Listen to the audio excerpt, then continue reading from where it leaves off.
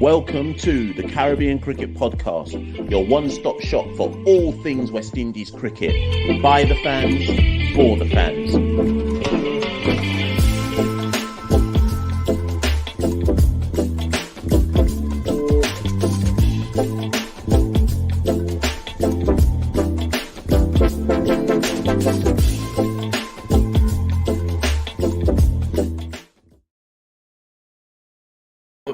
And I listen to the Caribbean Cricket Podcast. Listen to the Caribbean Cricket Podcast. Indeed, people. You're listening to everybody on the Caribbean Cricket Podcast. Kemar Roach, Akil Hussain. My name's Machel St. Patrick Hewitt. One half. Look at this hat. One half of the Caribbean Cricket Podcast. Welcome, people. We're gearing up to the 2022 T20 World Cup. And I made a random decision. I was like, you know what? Let's try this live stream thing. Every time West Indies play a game in the run up to the World Cup and the World Cup itself, let me do a live show. We don't often do this on Caribbean Cricket Podcasts, but it's something new. Let's see how it goes. We may keep it, we may not keep it. But earlier today, nearly 12 hours ago now, there was a match between Australia and the West Indies. The first of what effectively are 4 warm-up games prior to the start of the qualifying stage of the World Cup. So to clarify, we've got 2 T20s versus Australia. The second one is on Friday. And then we have 2 games next week, one against UAE and one against the Netherlands prior to the actual start of the qualifying groups of the T20 World Cup. Remember, in our group, I believe it's Group B, we have Ireland, Scotland, and Zimbabwe. So, yeah, here we are, people. Here we are. What did you make of today's game? What did I make of today's game? This isn't supposed to be a long live, you know. This is like a quick little stream, quick little new thing we're going to do specifically for this World Cup. So, I should really share the screen. Big up, everyone. Sorry. Just see all the people who are in the live. You were like, no, it's not a watch along, you know, people. Sheldon's in here. Big up Sheldon. Sorry. Big up Sheldon. Big up Aaron. West Indies were a joke in the last over. 3 missed chances. Yeah. I'll come to that. Big up Charlie Theo _06. Big up Javed. All the regulars are in the house. Big up Renell. Big up Dros. Yeah. So many regulars. If you're new to the Caribbean Cricket Podcast and you're like, what's this? Who is this guy? Well, we're the Caribbean Cricket Podcast. Follow us at Carib Cricket on Twitter and Instagram. Go to our website, caribbeancricketpodcast.com. Become a patron. Subscribe, like, share, do all of that jazz. We're currently on the road to 4K.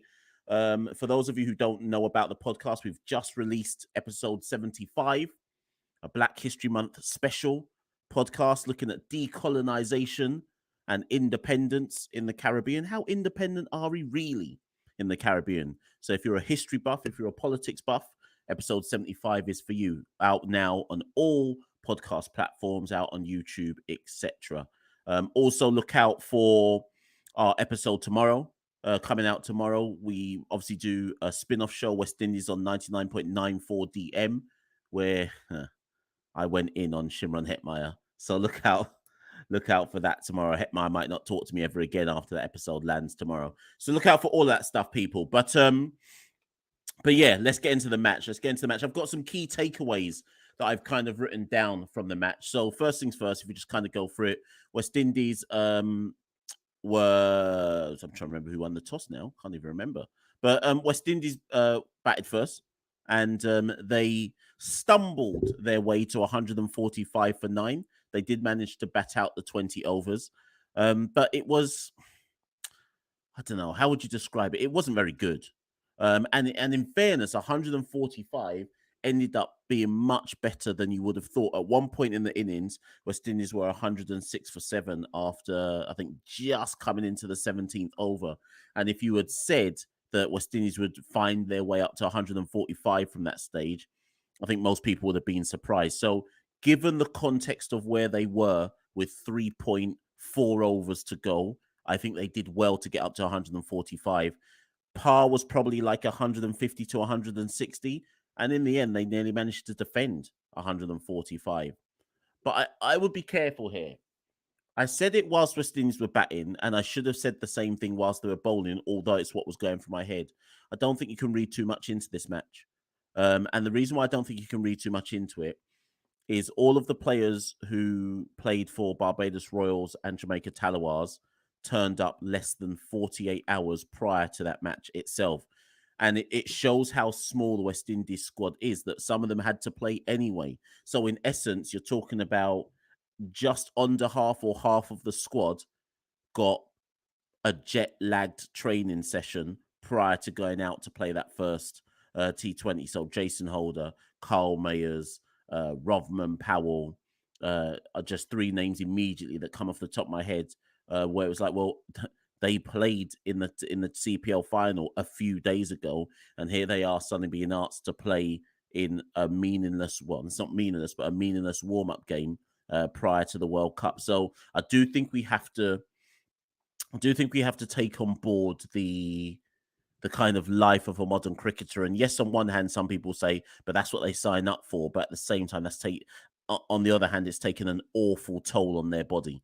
So yeah, I see lots of comments in the chat. I'm going to get to them as I go through the points. So first things first, I'm just going to go through the kind of points that I wrote down and I thought were quite pertinent within the West Indies innings itself. So first things first, the top three.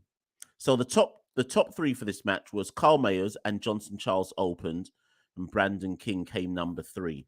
Now, obviously, if you're somebody who's on social media, you should already know that there's been like the kind of meme shots of Carl Mayers hitting that audacious 6 over cover. Fine, cool, whatever. As usual, for a lot of people, when they see a West Indian do something, it's probably the first time they've seen that West Indian do something, because with Carl Mayers has been doing this. This is nothing new for Carl Mayers. He hit 39 off 36. It wasn't a track in which you could score fluently. There was a lot of kind of tennis ball bounce on that track. I think for a lot of the West Indian players, it would have been the first time they've properly really experienced that in Aussie conditions. So Mayers hits 39 of 36, strike rate of 108. Charles doesn't score. King doesn't really score. Charles 3, King 12. So the first question we've got to try and in fact, actually, Javed says, why didn't King review that LBW? I thought he did review it.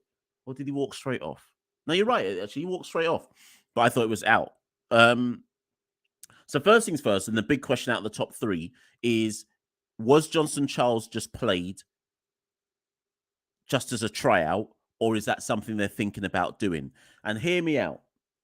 Hear me out about why that might be an option they're considering, right?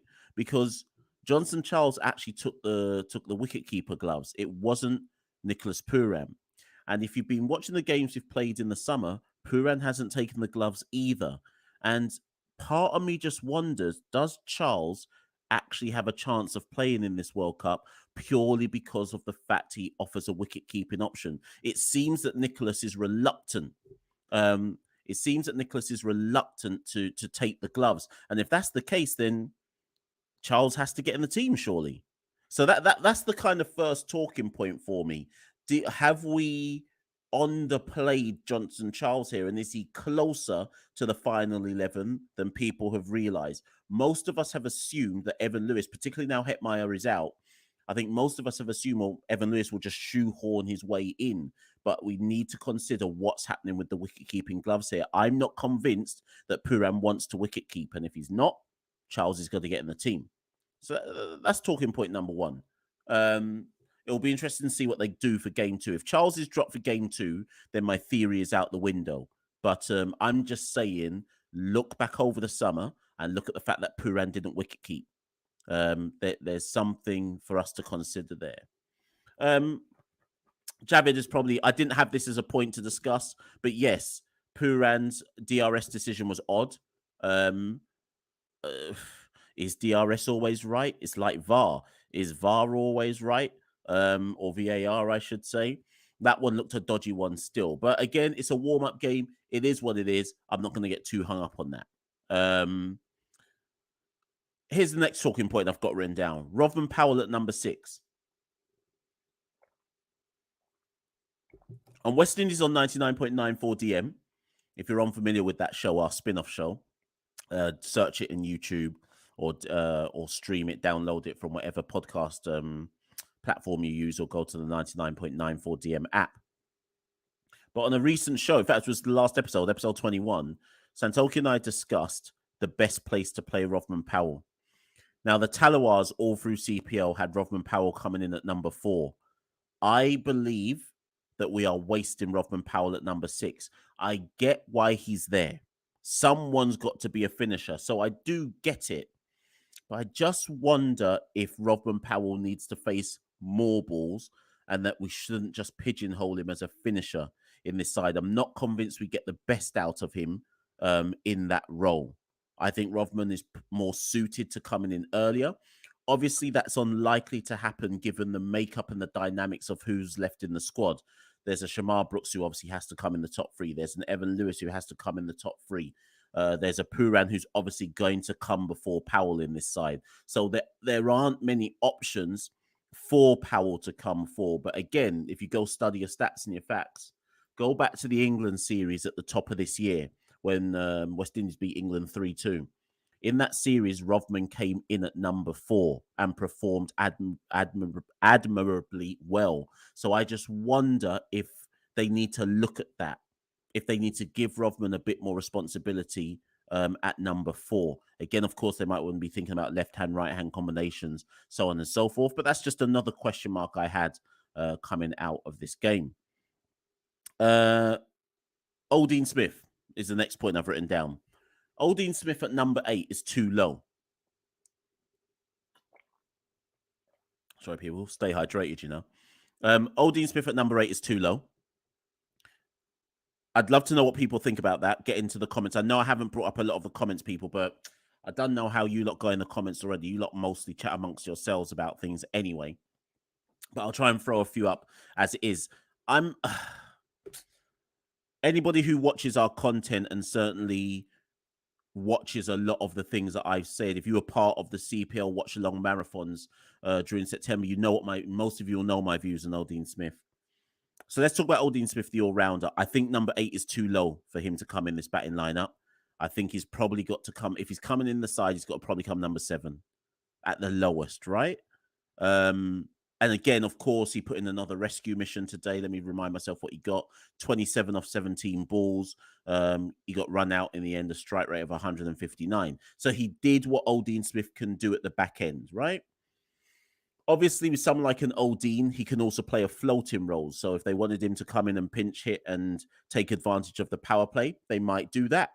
But I just think that whatever they're doing, he shouldn't be coming in at number 8. Jay Charles says Smith at 6. Now, I think that's too high. But again, of course, we have to talk about, you have to consider match situation. And maybe there is some games where you might want an Odean Smith to come in at a number 6, dependent on the match situation. But either way, what I'm saying is 8 is too low. Now, the other thing is this. So Odean's bowling was quite good today. He took 1 wicket for 19 from his 3 overs and went at 6.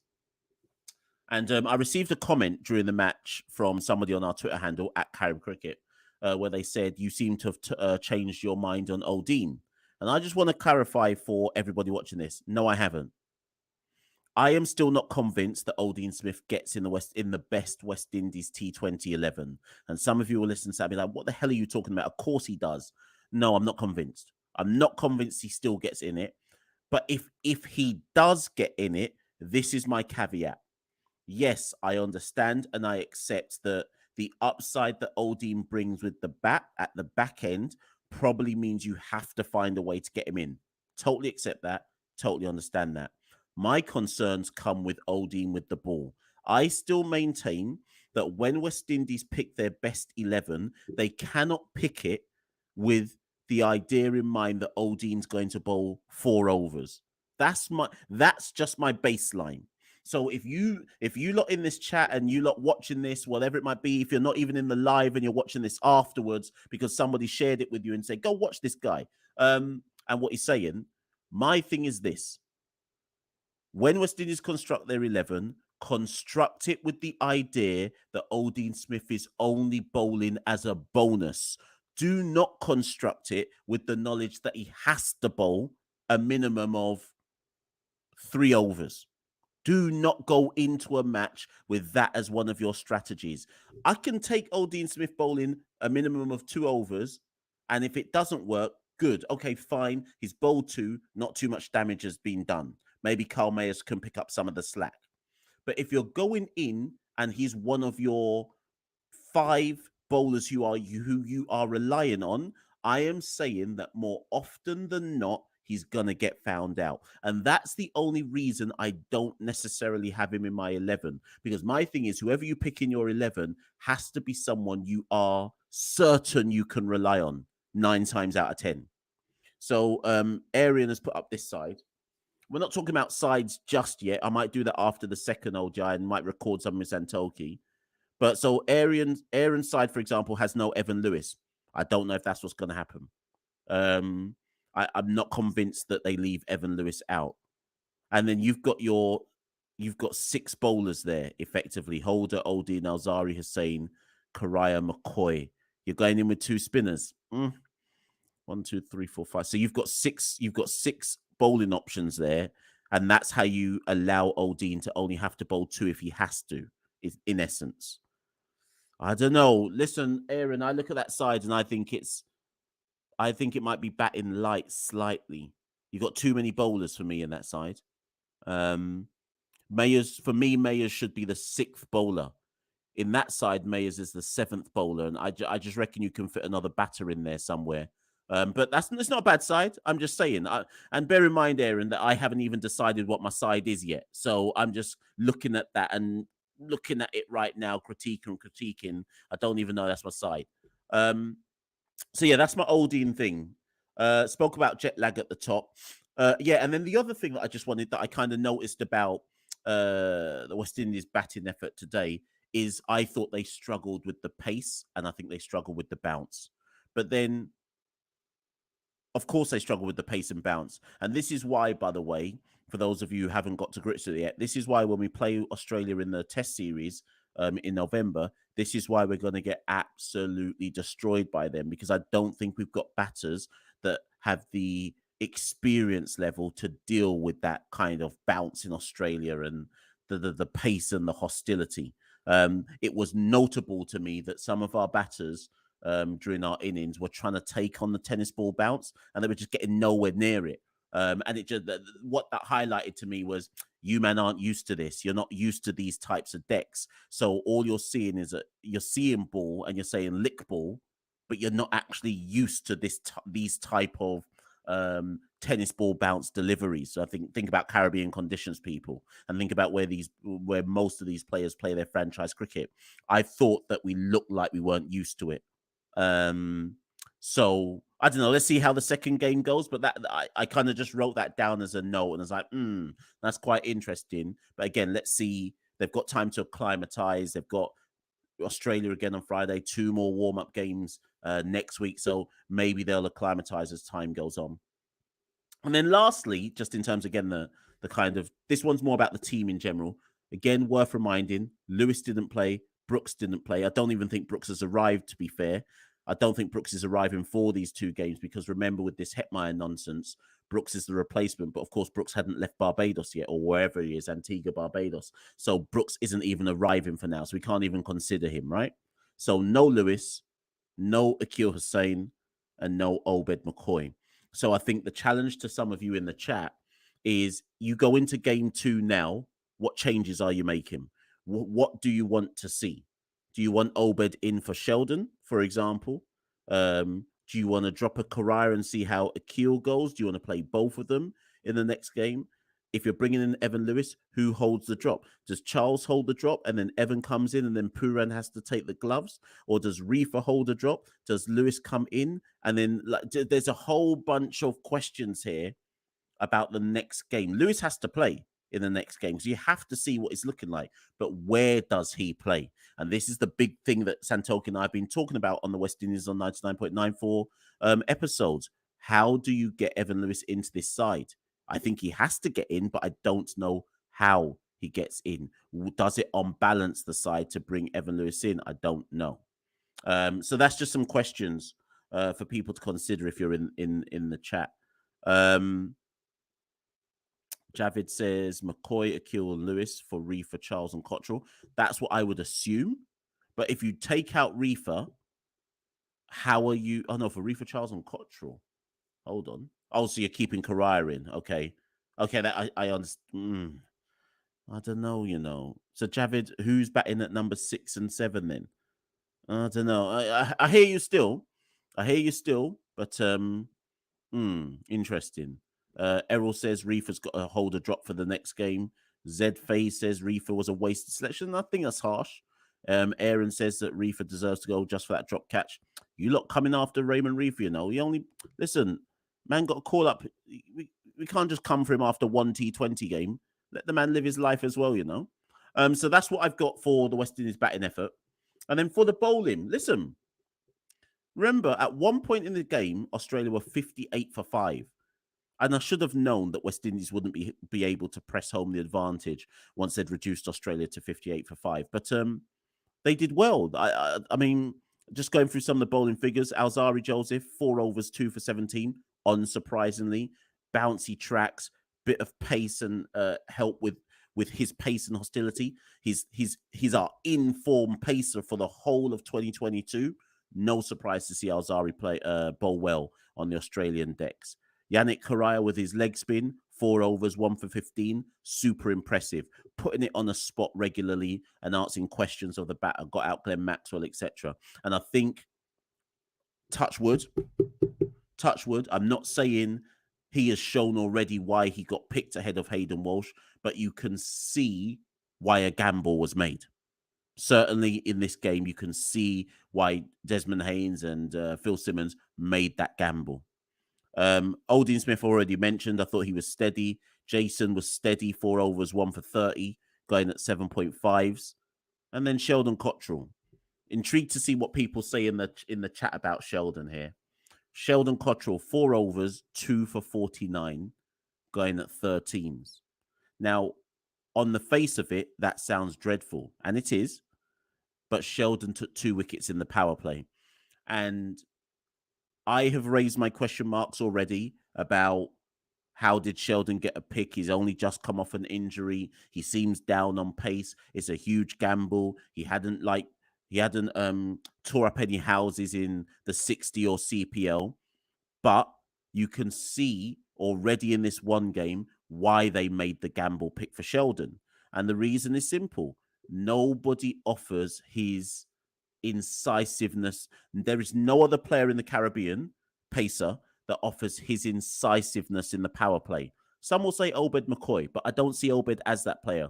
Obed is a multifaceted bowler. You can bowl him in the power play. You can bowl him just after the power play. You can bowl him in the middle overs to tighten things up, and you can bowl him at the death.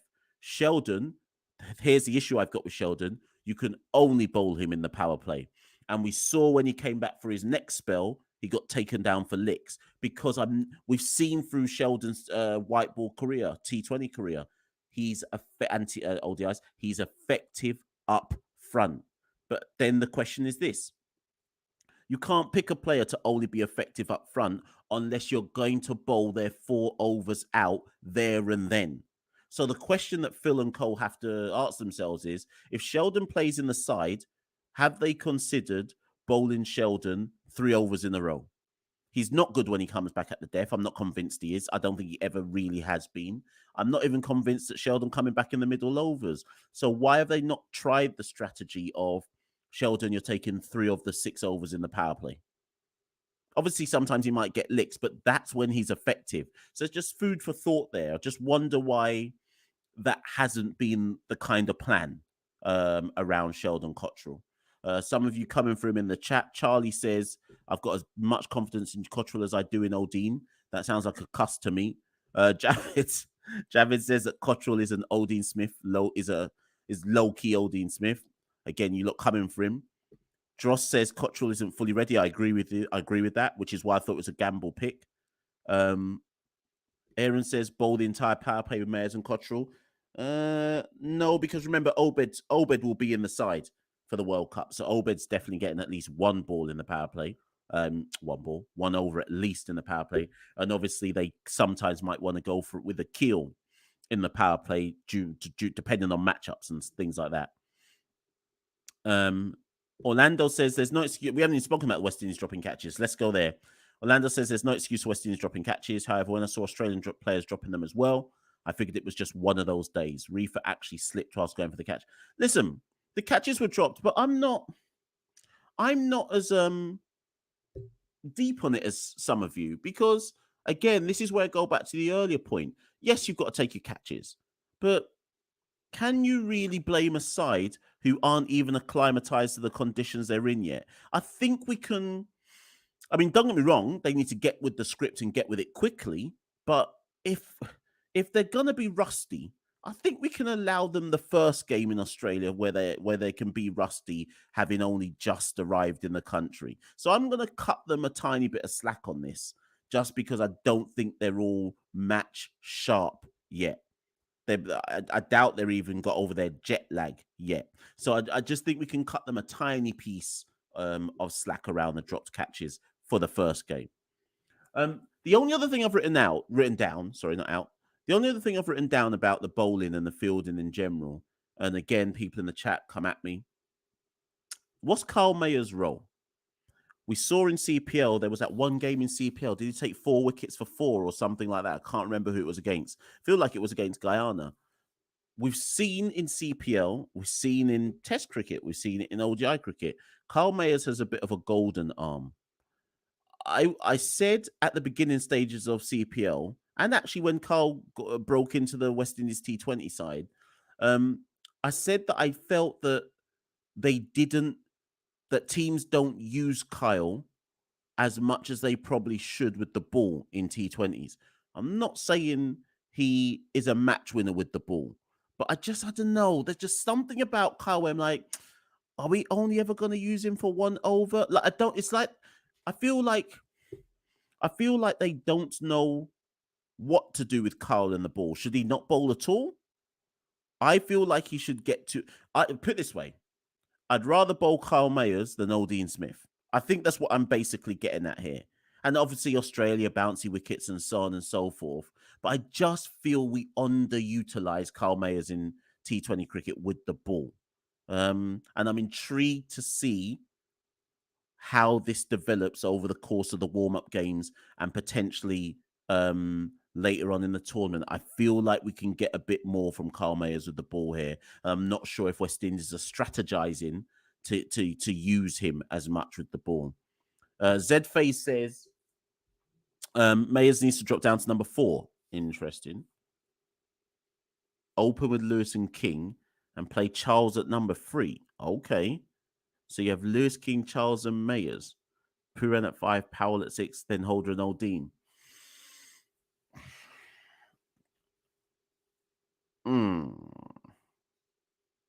Mayers is opening. I'm sorry, Mayers is opening. I think he's done enough to... I think Mayers has done enough to suggest that he should probably be opening.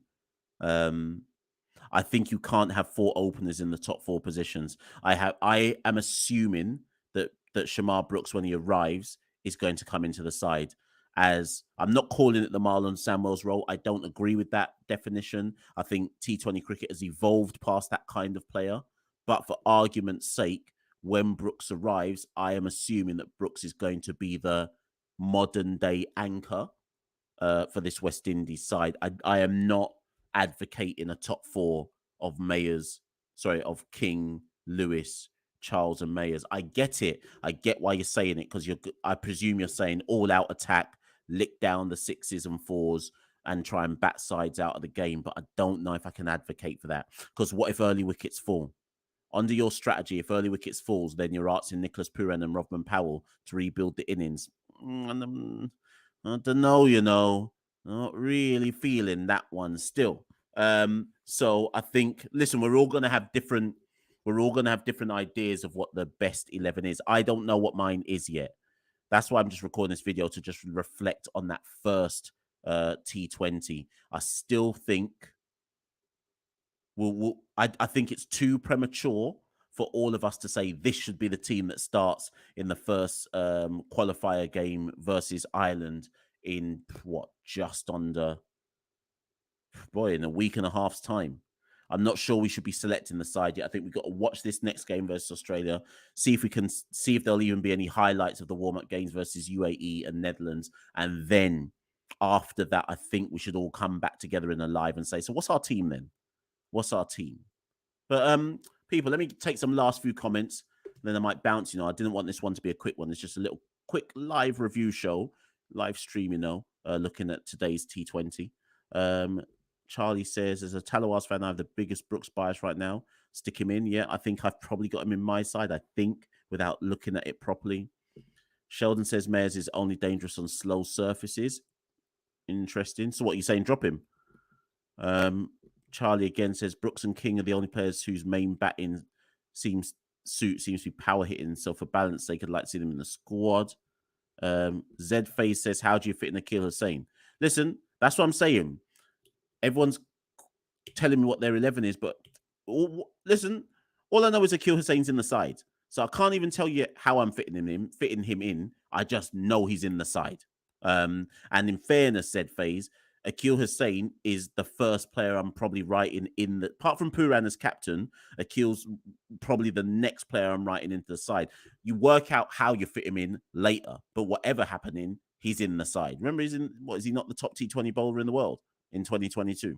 He's in the side, okay? If it means Korea has to hold a drop, Korea has to hold a drop. But either way, Akil Hussain's in the side. Joel says Brooks don't come anywhere near to the final 11. Interesting. Ian says there's going to be 2 spinners. I don't know. I want to see what other sides are doing first before I go down that 2 spinners route. Ian, you lot throwing in the comments when I'm trying to duck out of this, Ian James says, ever since Rahul hit 5 sixes in a Cottrell over, he seems to have lost his depth. But yeah, Ian's right in the sense of I'm not bringing Cottrell back at the death. It's up front and nothing else for me. Shane says both Holder and Smith can't play. That's an interesting argument there. Shane, I don't know if you've just come in the live, but I said at the beginning, I don't think Smith has a guaranteed spot in the side. Everyone seems to think he does. I'm not convinced. Charlie says the guarantees are Pooran, Akil, Alzari, Obed, and Carl. Yep, 100%. I'd even throw in Brandon King. I think Brandon King is a certainty to start the tournament for sure. Jay says, can Jason be dropped? Absolutely not. Josh says 3 changes for the World Cup squad. Lewis for Charles, the same for Reefer, McCoy for Cottrell. Is this for the next game? Yeah, but Josh, remember my argument though. Does Pooran want to take the gloves? Because I'm sensing he don't really want a wicket keeping for West Indies. So I don't know, I think you lot need to take that on board that Pooran don't necessarily want a wicket keep. Aaron says, I think we can afford 2 spinners because the number of seam bowlers or rounders we have. I hear that still. I do hear that. But if you put Akil and Yannick in your side, some batter has to hold a drop. I think if you put those 2 in the side, you can't have Jason and Odean in the side. One of those 2 has to hold a drop. So it's not as straightforward if you're going with the 2 seam spinners. Ian says, Obed, Zari, Holder, Hussain, Cottrell are your 5 bowlers. So no Korea then. You're not having a second spinner. I'm not saying I disagree with you. I'm just saying you're not having a second spinner. You're not throwing in comments. So when can I go? Zedface says Rodman needs to start acting as an all-rounder. Because I mean, we saw him bowling a bit, in fairness, for the Talawars in CPL. West Indies don't seem to use him all that often, though. Dinesh says Pooran's a better skipper as a keeper. I agree, to be fair. I agree. I'm surprised like I say, I want to know when I next jump into a press conference, I might just have to say to Pooran outright, so what? What's the deal with the wicket keeping? You're doing it or you're not doing it? Oh, I don't, watch the space on Pooran and the wicket keeping issue, people. I've just seen the time. It's 11. It's coming up to 11:30. I've got to go to bed, Let me go through some last comments. Morgan says King, Mayers, Lewis, Brooks, Pooran, Rovman, Holder, Odean, Akil, Alzari, Obed. If Yannick plays, Odean's a sub. I agree, actually. So that team that Morgan's got, I think, is much closer to what the final team is going to be. But the only question mark I would say to Morgan is what if Pooran doesn't want a wicket keep? Then what are you going to do?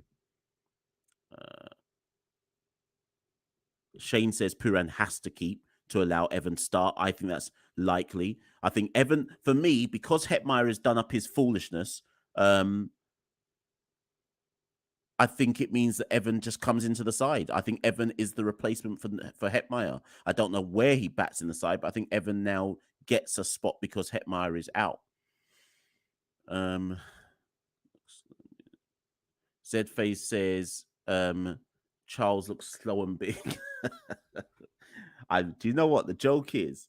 The joke is that's what I was thinking when I was watching the match, though. I was thinking this man looks big and slow like Kanar Lewis when he's wicket keeping. So I actually hear Z-Phase's point. To be fair, he don't look nimble for sure.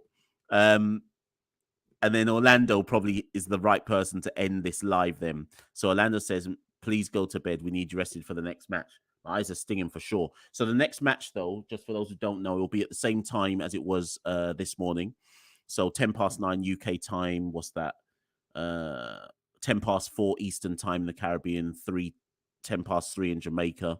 So yeah, the next game is on Friday, people. I won't be doing a live. I'll be at work, so I won't be doing a live. But I'll try to do one of these again, where I kind of do like a live review show, involve the people, Javid says, Machel, when is the episode coming out? So there's an episode coming out tomorrow on 99.94 DM. That's on Shimron Hetmyer. Like I say, I'm not bigging the episode up per se, but I think there'll be a few comments about it after that comes out. I'm done with Shimron, people. This live wasn't about Shimron, but I just want everyone to know in the live, I'm done with Shimron. I'm done with him. I don't want to give too much away about what I said in the episode, so wait for it to drop tomorrow. Follow us at Carib Cricket. We'll retweet it. We'll post it. Follow us on Instagram at Carib Cricket as well. Become a patron if you want to support what we do at the Caribbean Cricket Podcast. But my final comment on Hetty is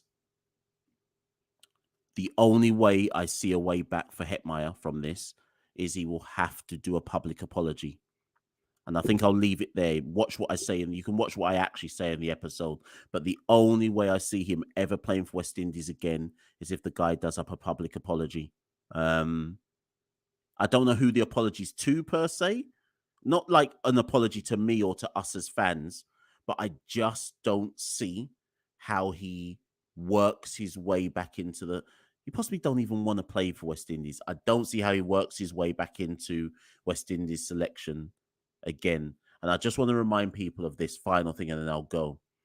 Hetty has failed 3 fitness tests. Sorry. So in the last 2.5... In fact, not even... In the last 2 years, 2 and a bit years, Shimron has failed 3 fitness tests, pulled out of numerous tours, which you could argue were reasonable requests because COVID and that. Pulled out of the recent New Zealand series because he said there was a family bereavement. Pulled out of playing for West Indies because he said, well, he'd had a baby. And listen, Hetty's barely played for West Indies in the last 2 years. We are reaching a point in time where we just have to be done with him. Yeah, let me just leave it there. I think I'll leave it there for the time being. I'm just done with him. I'm done with him, man. What's the point, man? So talented, but I'm done with him. So people, don't let me get into that. You'll get me upset. So yeah, what am I saying? So watch it. Yeah, the episode will drop tomorrow. If you've come into this live and you didn't even know the Caribbean Cricket Podcast was a thing, you can follow us at Carib Cricket. Go to www.caribbeancricketpodcast.com to find out about everything that we do. If you haven't watched our latest episode 75 is a Black History Month special.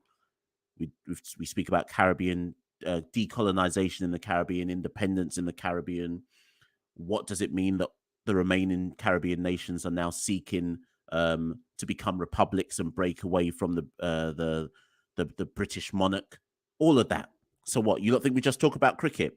No. We're everything on the Caribbean Cricket Podcast. Thank you, everyone who's tuned into the live. I'll catch you again on Friday. Stay locked in for all the content that we produce. Thank you for supporting. And people, if I can load the video, I'll see you soon. Peace.